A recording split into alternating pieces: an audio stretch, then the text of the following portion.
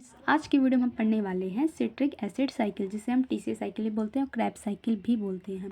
सबसे पहले हम पढ़ेंगे ये सिट्रिक एसिड साइकिल जो है हमारी बॉडी में परफॉर्म क्यों होती है। जब भी हमारी बॉडी में क्या होती है, एनर्जी की हाई अमाउंट में डिमांड हो जाती है, तो सिट्रिक एसिड साइकिल और क्रैब साइकिल क्या हो जाती है, परफॉर्म होना शुरू हो जाती है। सबसे पहले से हम पढ़ेंगे डेफिनेशन, उसके बाद साइड पढ़ेंगे, फर्स्ट प्रोडक्ट क्या था, ये सारी चीज़ें हम पढ़ेंगे। ये क्या होता है, मोस्ट इम्पोर्टेंट मेटाबॉलिक पाथवे होता है, एनर्जी सप्लाई करता है बॉडी को 2/3 टोटल ऑक्सीजन कंज्यूम। क्या होता है इस साइकिल में, 2/3 जो होता है टोटल ऑक्सीजन जो हमारी हम बॉडी में कंज्यूम करते हैं, उसमें से 2/3 जो पार्ट होगा ऑक्सीजन का वो क्या करेगा, सिट्रिक एसिड ले लेगा। और सिट्रिक एसिड साइकिल जो है एसेंशियल होता है, क्योंकि CO2 एंड H2O का इन्वॉल्व होता है। और एसिटाइल कोई जो होता है, एसिटाइल कोई क्या होता है, एक फैट होता है, फैटी एसिड है। और जो फैटी एसिड जो हमारे बॉडी में क्या होते हैं, एक्यूमुलेट होते हैं, वो क्या होते हैं, कन्वर्ट होना शुरू हो जाते हैं। इसी से क्या हो जाएगा, हमारी साइकिल शुरू स्टार्ट होएगी और यहाँ से क्या हो जाएगी, कन्वर्ट होना चला जाएगी, और जिसकी वजह से क्या हो जाएगा, ATP का प्रोडक्शन होगा। इसकी साइट क्या होगी, माइटोकॉन्ड्रियल मैट्रिक्स। हमने पहली वीडियो में पढ़ी थी, जो ग्लाइकोलाइसिस थी वो कहाँ पे हो रही थी, साइटोसोल में। और माइटोकॉन्ड्रियल में क्या होगा, हमारा citric acid cycle. First product क्या है, ये सिट्रेट होगा, और एंड प्रोडक्ट क्या है इसमें, ऑक्सैलो एसीटेट। इवर्सिबल रिएक्शंस भी मैंने आपको बताई थी। इवर्सिबल रिएक्शंस कौन सी होती है, देख लो, पायरुवेट डिहाइड्रोजिनेस, सिट्रेट सिंथेस और isocitrate dehydrogenase, alpha ketoglutarate and succinate dehydrogenase. Total ये 5 रिएक्शंस जो होती है हमारे वो इरिवर्सिबल में काउंट होती है। अब देखो, क्रैब साइकिल जो है एम्फीबोलिक नेचर का होता है। जैसे कि क्या होता है, दोनों चीज़ें होती है इसमें, कैटाबोलिक और एनाबोलिक नेचर। कैटाबोलिक जो होता है ब्रेक डाउन करवाता है, और एनाबोलिक आपको भी पता है फॉर्मेशन करवाता है। ये दोनों ही नेचर में वर्क करती है। जैसे कि क्या होता है, एनाबोलिक में हम लोग देख लें, कैटाबोलिक तो आपको भी पता है क्या करवा रही है, एसिटाइल वो सिट्रेट जो था उससे एक्सोलो एसिटेट बनवा रही है, उसे ब्रेक डाउन करके, और उसके बाद हमें ATP का प्रोडक्शन करवा रही है। एनाबोलिक जैसे ग्लूकोनियोजेनेसिस करवाती है, सिंथेसिस करवाती है हीमोग्लोबिन और बायोसिंथेसिस। ये आगे जाके साइकिल पढ़ोगे, आगे जाके metabolism fat, metabolism of haemoglobin, ये सारी चीज़ें, तब जाके आपको ये सारी चीज़ें समझ में आएगी। इन सब चीज़ों में क्या करता है, हेल्प करवाता है, यानी कि फॉर्मेशन करवा रहा होता है। फिर हम बात करेंगे, साथ ही साथ ये वाली जो है साइकिल याद करते चलेंगे। सबसे पहले है क्या, हमारा पायरुवेट। पायरुवेट किस में कन्वर्ट हो जाएगा, एसिटाइल CoA के अंदर, with the help of dehydrogenase. Dehydrogenase से आपको मैंने बताया था, या तो NADH का यूटिलाइजेशन होगा, या फिर क्या होगा, प्रोडक्शन होगा। फिर इसके बाद एसिटाइल CoA है, वो किस में कन्वर्ट हो जाएगा, हमारा सिट्रेट में। पहले तो ये 2 कार्बन कंपाउंड था, फिर ये 6 कार्बन कंपाउंड बन गया, with the help of oxalo acetate. जो ऑक्सैलो एसीटेट है, जो 4 कार्बन कंपाउंड होता है, और वो दोनों ऐसे ऑक्सैलो एसीटेट और एसिटाइल कोई दोनों ही क्या कर जाते हैं, कंबाइन कर जाएंगे, और सिट्रेट सिंथेस क्या हो जाएगा, एंजाइम एक्ट करेगा, फिर हमें क्या मिल जाएगा, सिट्रेट मिल जाएगा, 6 कार्बन कंपाउंड।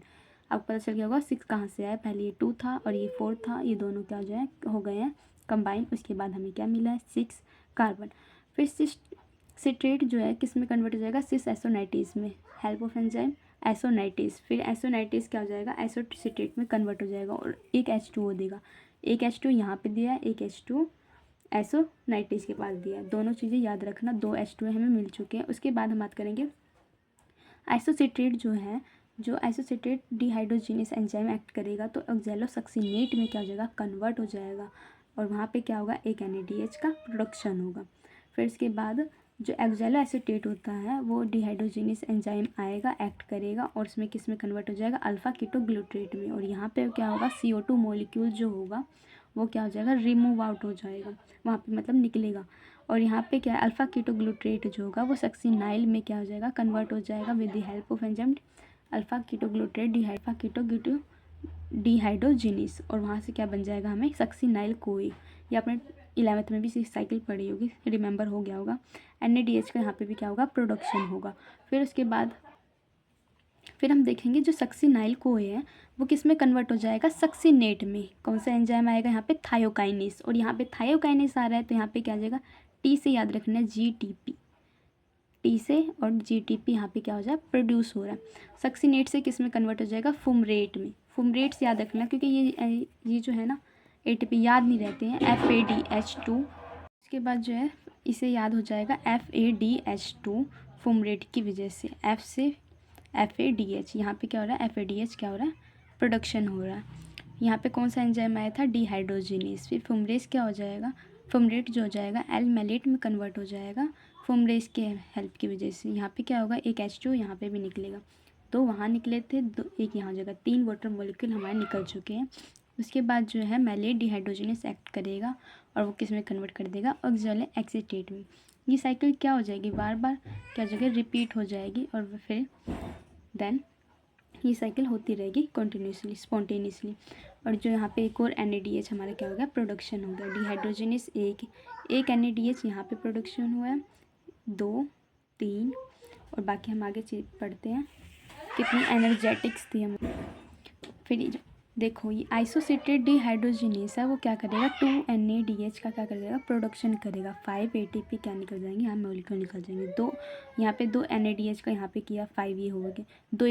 8 GTP का हुआ था तो 2 ATP के इक्वल हो गए थे। 2 FADH का यहाँ मैंने लिख दिया कौन किसके इक्वल है, FADH क्या होगा 1.5 के, और 2 FADH किसके इक्वल हो जाएगा, 3 ATP के इक्वल हो जाएगा। NADH 2.5 के इक्वल हो जाएगा, 2 NADH फिर 5 और ये 5 ATP हो जाएगी।